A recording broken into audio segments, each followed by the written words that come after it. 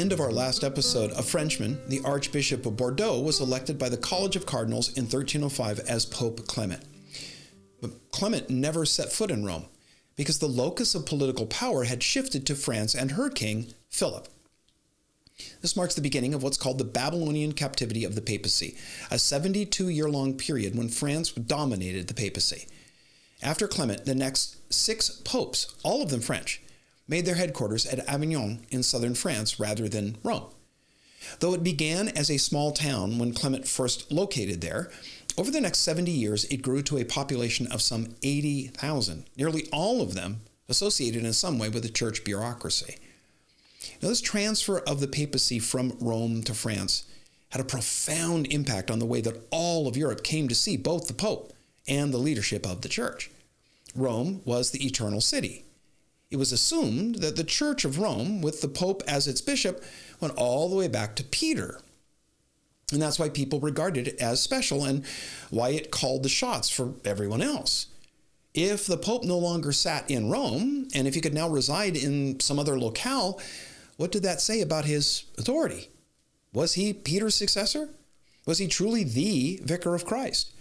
And what did it mean when the Pope seemed to be little more than the political mouthpiece for the King of France? While the French enjoyed having the Pope closer to home, the rest of Europe didn't find it much to their liking. The duchies of what would later be called Germany in particular resented it, being in constant tension with their French neighbors.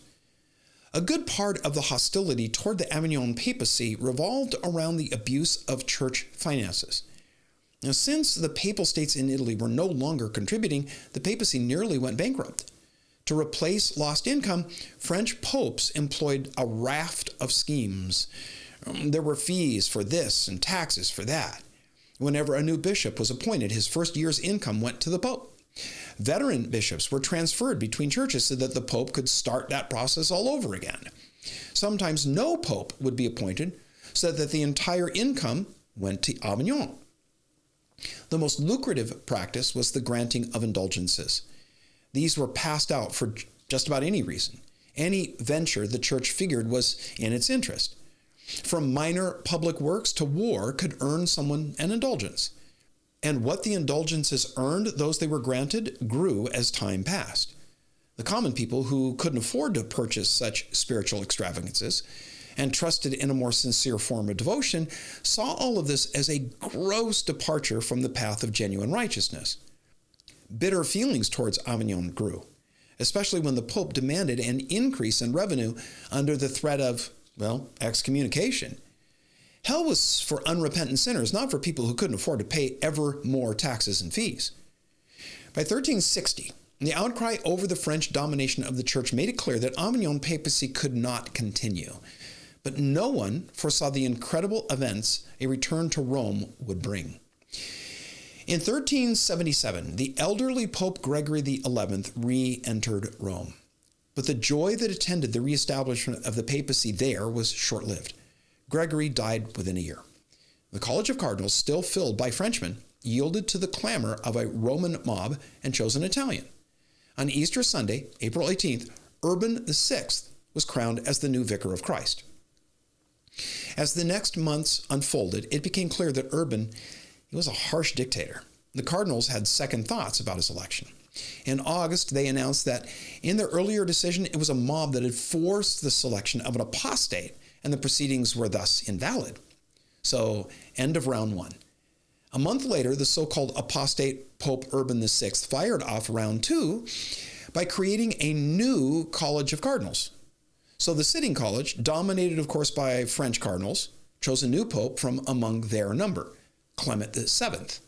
And Clement took a tour of Italy to present himself as the real pope, and then headed back to Avignon. So that brings us to what's known as the Western Schism. It lasted for 39 years. Each papal court had now had its own College of Cardinals, ensuring the succession of its choice. Each pope claimed to be the true vicar of Christ, with power to excommunicate those who refused to acknowledge him. The other guy was conveniently labeled as Antichrist. Now, of course, the French went with Clement. Italy and most of the rest of Europe went with Urban. But since England went with Urban, Scotland went with, can you guess it? Yep, Clement. So within each kingdom, there were minorities of support for the other guy. Riots broke out, property was burned, and of all things, a new crusade was called for. In 1395, professors at the University of Paris proposed a general council representing the universal church to meet and heal the schism. Problems immediately arose.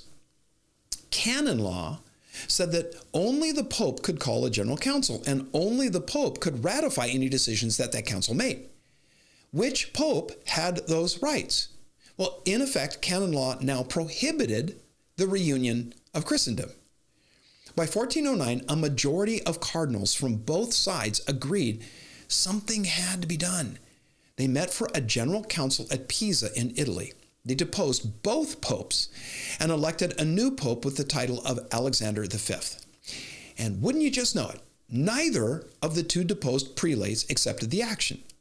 Now the church had not two, but three popes. One of them called for a crusade against another, sold indulgences to pay for it. This ridiculousness finally stirred the people of Europe to action. In 1414, the Holy Roman Emperor Sigismund assembled the most impressive church gathering of the era at the German city of Constance. Even the Eastern Greek Orthodox Church sent representatives. For the first time, voting took place on a purely national basis. Each nation had one vote. The national structure of the council was highly significant. It shows that the church was reluctantly coming to realize the new alignment of power that was turning Europe into the modern world.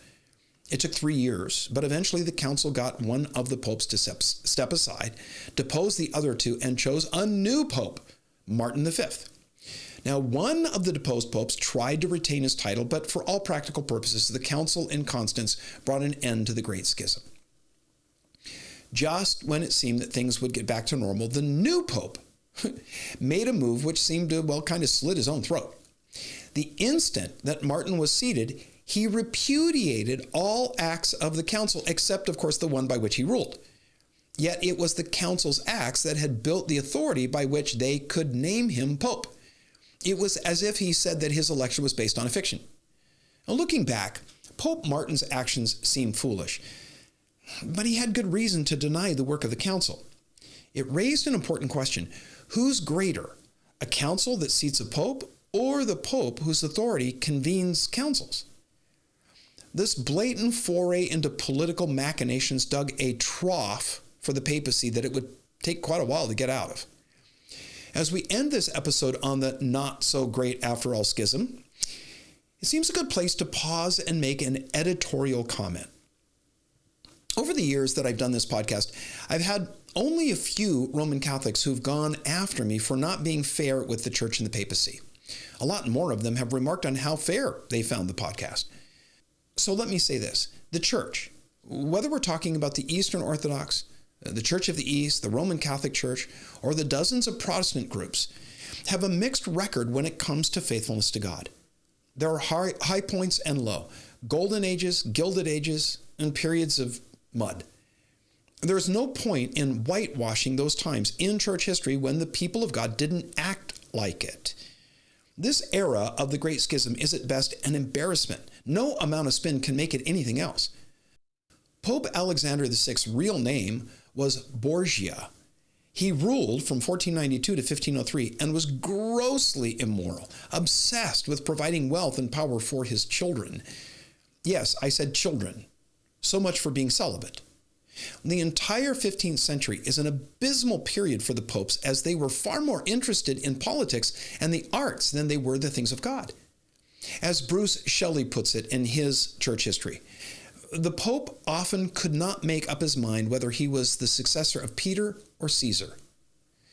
Political corruption and immorality in the Vatican reached unbelievable heights under the Borgias. Now, while things were horribly out of whack in the upper reaches of church hierarchy, there were many godly bishops, priests, and deacons who served their parishes well with a heart to glorify God. It's just that the papacy was certainly no example to follow. So Pope Martin tried to upend the Council of Constance, but what happened there was not to be forgotten by the representatives. Estrangement from the Vatican was growing. Men began to think in terms of national churches and a church governed by representative bodies instead of a tyrannical dictator. The ground for the Reformation was being plowed.